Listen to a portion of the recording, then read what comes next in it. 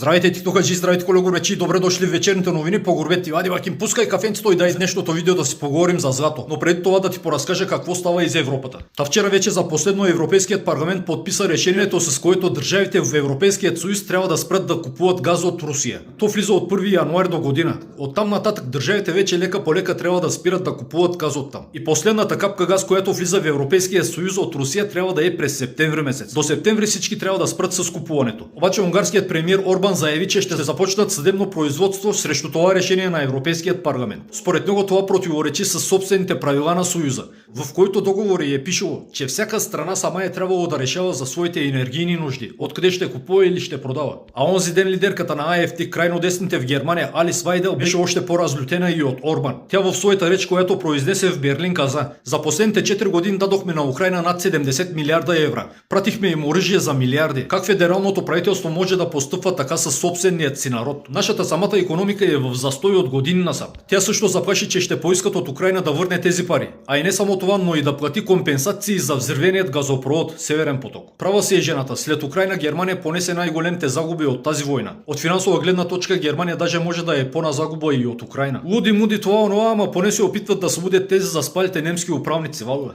Така както и да е, тя още преди няколко месеца беше поставила въпроса за златният резерв на Германия, от който резерв голяма част е в Америка. И тя искаше в своите речи това злато да се върне в Германия. Обаче тогава управляващите нищо не направиха. Та чак сега много финансови експерти в Германия надигат вой, че това злато, което е в Америка, Германия трябва да си го прибере. Та доводът на икономистите е следният. Това злато там можело да се използва за политическо изнудване. Примерно да се съгласи и да навие другите в Европа, Америка да придобие Гренландия. Пример ти давам. А бившият директор на Федералната банка в Германия Емануел Мон каза: Тръмп е непредсказуем и прави всичко възможно за печалбата. Нашето злато там не е в безопасност. Огънят у немските икономисти се разпалва и от това, че след 4 месеца в Америка се сменя директор на Федералният резерв. И 100% на мястото на сегашният Пауъл, който има много проблеми с Тръмп, ще дойде някой човек на президента. А тогава за всички ще е пак хаос.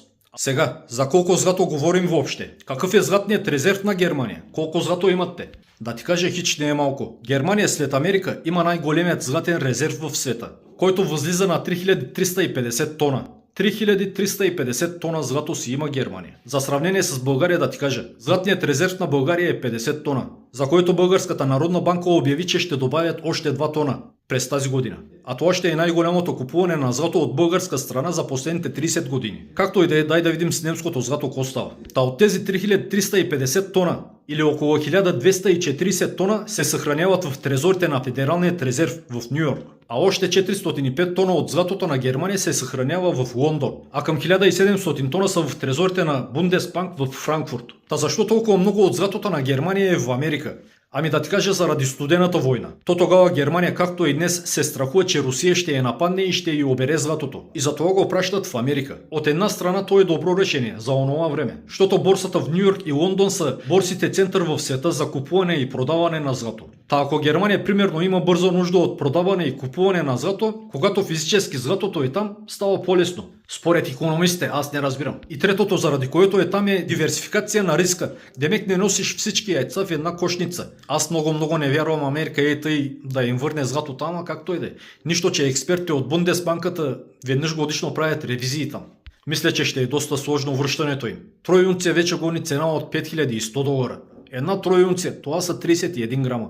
А ние говорим за близо 1250 тона там. 1250 тона. Това са милиони унци. Та затова противниците на това решение немското злато да е в Америка са прави. Едно нещо е твое, когато е в твои ръце. Защо? Ами виждаш, времената са луди. Утре като нищо могат да ти ги замразят, да ти наложат санкции, да ти ги вземат тези злата тъй. Давам ти за пример Русия. Русия изгоря с милиарди долари и евра, които са тъй извън страната. Всичко е санкционирано, блокирано, замразено.